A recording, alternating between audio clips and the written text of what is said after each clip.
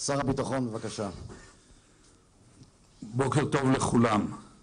מדינת ישראל עברה בשבועיים האחרונים ימים לא קלים, ואני גאה על כך שהייתה לי הזכות להיות שותף מרכזי בצוות שניווט, גם צבאית וגם מדינית, את מבצע עמוד ענן אל סיומו המוצלח עד כה.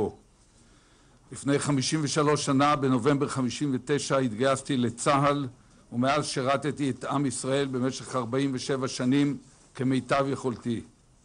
היום אני עומד בפניכם כדי למסור על החלטתי לפרוש מהחיים הפוליטיים ולא להתמודד בבחירות לכנסת הקרובה. קיבלתי את ההחלטה לא בלי לבטים, אבל בסופו של דבר בלב שלם. אני אכחד אם אומר שהחמימות שאני חש מהציבור בימים האחרונים, ואפילו כיסוי מפרגן משהו מכם, לא מכולכם כמובן, לא נעמו לי. כמי שלא תמיד פונק בעניינים הללו, אני יודע להעריך את התמיכה הזאת וגם שמח בה. באופן מעשי אני אסיים את תפקידי כשר הביטחון עם הרכבתה של הממשלה הבאה בעוד כ3 חודשים.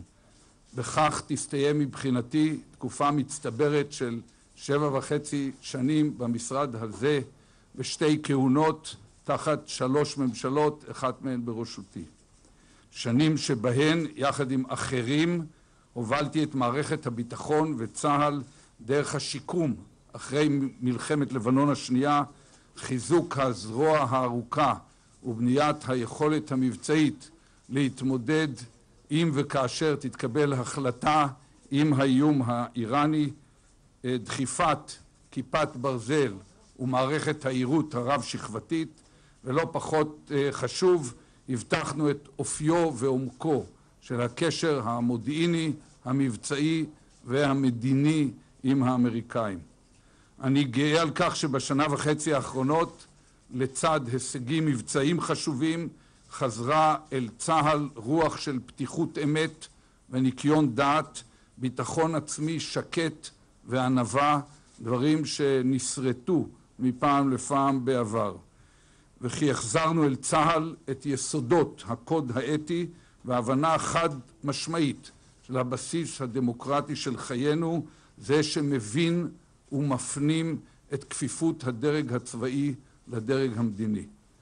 ההחלטה שלי לפרוש נובעת מכך שאני רוצה להקדיש יותר זמן למשפחתי, מכך שאני מרגיש שמיציתי את העיסוק בפוליטיקה שלא הייתה אצלי אף פעם מושא תשוקה מיוחד במינו, ומכך שאני חש שיש מקום לאפשר לאנשים נוספים לתפוס עמדות בחירות בישראל. תחלופה בעמדות כוח זה דבר טוב, ויש הרבה דרכים לתרום לחברה ולמדינה, לא רק פוליטיקה. כרמטכ"ל וכראש הממשלה לשעבר, כשר ביטחון בהווה, וכל עוד תתבקש עצתי ותחשב, אני אעמיד אותה לרשות ראש הממשלה, בכירי המערכת, בכל סוגיה ביטחונית או מדינית שאני אתבקש בה. אני מודה מכל הלב למפקדי צה"ל וחייליו במילואים ובסדיר, לאנשי משרד הביטחון ומערכות המודיעין, על זה שאפשרו לי לתפקד בהצלחה כשר ביטחון, ואני גאה על הזכות לעמוד בראש אנשים מופלאים כמותם. אני מודה לראש הממשלה ולחבריי לממשלה, וכן לחבריי המסורים בהנהגת מפלגת העצמאות ובשורותיה, שנתנו לי הרבה כוח להתמודד יום יום במשך שנים ארוכות, במשך שעות ארוכות כל יום, עם משימות רבות וקשות. תודה לכולם. ב3 החודשים הקרובים אנחנו נמשיך להתמודד יחד מול כל אתגר, ואני מבטיח לכם שיהיו הרבה אתגרים. אני רוצה גם להודות לכולכם. סגל, לא לקפוץ עוד, יש לו סדר בראש עוד לפני שהרמת את היד. להודות לכולכם שבאתם בהתראה קצרה לסקר את ההודעה הזאת, ואני אשמח לקבל שאלות. אדוני שר הביטחון, ברשותך, שידור חי בחדשות ערוץ 2. באיזו מפלגה אתה תתמוך בבחירות הקרובות? ושאלה לא פחות חשובה, מה יהיה על שלום שמחון, שכיב שנאן, עינת וילף ואחרים. לקראת ה-22 בינואר אני אסכם סופית, ואם תרצה לשאול אותי אז אני אשמח לענות לך בעניין הזה.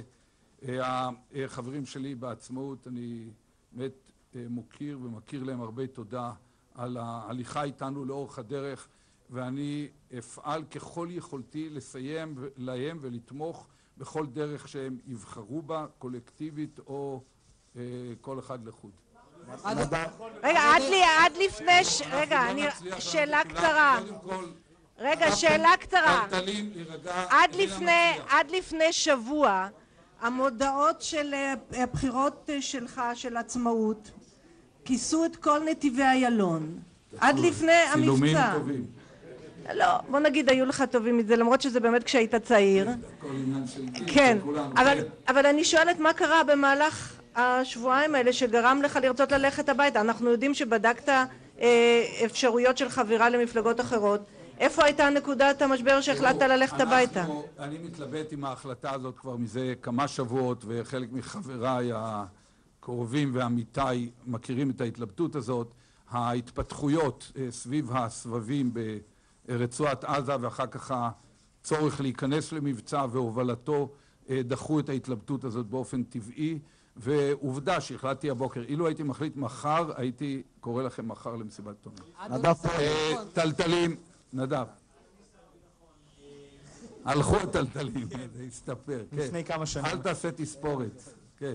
אדוני שר הביטחון, קודם כל, מה הסיכוי שאם תיקרא לאחר הבחירות על ידי ראש הממשלה הזה, או כל מי שירכב את הממשלה, להיות מינוי אישי מחוץ לפוליטיקה בתפקיד שר הביטחון, האם יש סיכוי שתענה לקריאה שכזו אם וכאשר תבוא? שאלה ראשונה. שאלה שנייה, ברשותך, האם יש מידה של חשבון נפש ביום הזה, כיצד הגעת ממצב שלפני 13 שנים נבחרת לראשות ממשלה, למצב שבו אתה בקושי מגרד את אחוז החסימה? תראו, אנחנו לא מגרדים ולא מתגרדים. אז דווקא במקרה הימים האלה, שהיום זה שאני מדבר איתכם, הוא מצב לא רע בסקרים. בקצב הזה אנחנו נגיע ל-11 עד הבחירות, וחלילה שרק לא תאמר שאנחנו, אני פורש מהמרוץ כדי להגיע בסקרים ליותר מנדטים. אני חושב שכל יתר הדברים אני אענה עליהם ב-22 בינואר.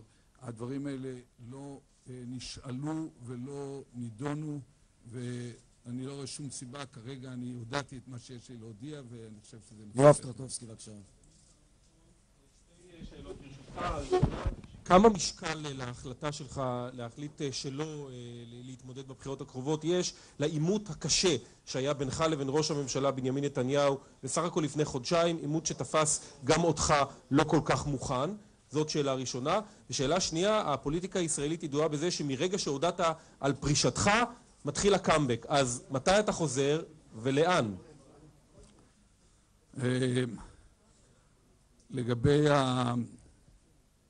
לגבי השאלה של השנייה, אין לי תשובה. כרגע אני החלטתי את החלטתי הזאת, ואני לא עוסק לא בשום דבר חוץ מזה. אני באמת מתכוון ללמוד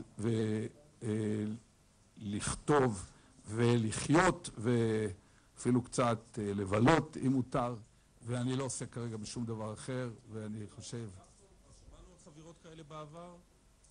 תראה, אני במובן מסוים הולך בעקבות כחלון, זה בעקבות גדולים, ואני מפנה את השטח לאולמרט, אז אתם תוכלו להמשיך לעבוד, כן. ספי עובדיה, בבקשה. לעימות עם נתניהו היה משקל משמעותי בהחלטתך לא להתמודד. התשובה שלילית. ספי, בבקשה. אדוני שר הביטחון, רינה דיברה קודם על שלטי חוצות, לי יצא אפילו לראות אותך בחוגי בית. מאוד מאוד רצית להתמודד, דיברת גם על מספר... זה נראה כמו חוג בית ענק יחסית לחוגים של העצמאות. השאלה שלי, אם היית רואה בסקרים 10 מנדטים, גם אז היית פורש? ואם אפשר באמת לחדד את התשובה לשאלות שנשאלו כאן, האם זה פסק זמן או פרישה חלוטה? ספי, אני הרי פורש עכשיו כדי שיהיו בסקרים 10 מנדטים, ואז אפשר יהיה לדון בשאלתך. אני לא דן בשאלות היפותטיות. איילה, בבקשה. איילה, בבקשה. שר הביטחון, אתה יכול לפרט לנו את ההצעות הפוליטיות שקיבלת לחבירה? קיבלת הצעה מציפי לבני שאתה ומפלגת עצמאות הצטרפו אליה לגוש נגד נתניהו ליברמן. אם תוכל לפרט את הפרטים של ההצעה הזו ולמה דחית אותה בעצם, זהו, נראה אחר כך. אחר כך ארצה להתייחס לאמירה המאוד מסוימת שלך בדברים, רוח של פתיחות וצניעות וענווה. למה התכוונת, אם אתה יכול לחדד את זה, בצה"ל של היום לעומת מה שהיה? תראו, אני לא יכול לפרט את כל המגעים שהיו. עובדה שהם לא הבשילו לשום דבר, וזה הדבר היחידי שחשוב. אני גם חושב שחייב לנהוג בכבוד בכל מי שהיו איתי במגעים, כדי להשאיר להם לומר את מה שהם יבחרו. אני חושב שבאמת בצה"ל בשנה וחצי האחרונות יש רוח של פתיחות אמת, של נינוחות, של ביטחון עצמי שקט וענווה. אתה מתכוון לרמטכ"ל בני גנץ? וברור שדברים כאלה הם בהשראתו במידה רבה של הרמטכ"ל, שמשרה מנהיגות פתוחה, שקטה, קשובה, ובסוף בכל זאת מקבלת החלטות. יש חירות של מחשבה ואחדות של פעולה, אז דברים חשובים מאוד, זה לא שהם אף פעם לא היו, הם היו הרבה פעמים, אבל מעת לעת הם נסרטו, וטוב שהם באו על תיקונם. רבותיי, אני רואה שמיציתם. טל אברהם, שאלה אחרונה. אור הלר וניר דבורין לא שאלו דבר. כן. רגע אחד, יש פה טל שר אברהם, הביטחון. בבקשה. טל, בבקשה. שאלה אחת, השר ברק. התייחסת רבות לסוגיה האיראנית, ראית את עצמך כמי שחייב להיות שם בצומת ההחלטות, דיברתם על תקופה מאוד דרמטית. מה מוביל אותך לקבל החלטה כזו שראית את עצמך כמישהו שחייב להיות שם בנקודה הזאת? בחירות, בסדר, אבל גם הסוגיה האיראנית שראיתם אותה מתפתחת. הסוגיה האיראנית נשארת חשובה מאוד גם אחרי שאני אעזוב בעוד 3 חודשים את התפקיד, נשארת סוגיה מרכזית על סדר היום, ויותר מזה לא ראוי לומר. ביטחון, כמה המהלך הזה מתואם עם ראש הממשלה נתניהו? האם שוחחת איתו בשעות האחרונות?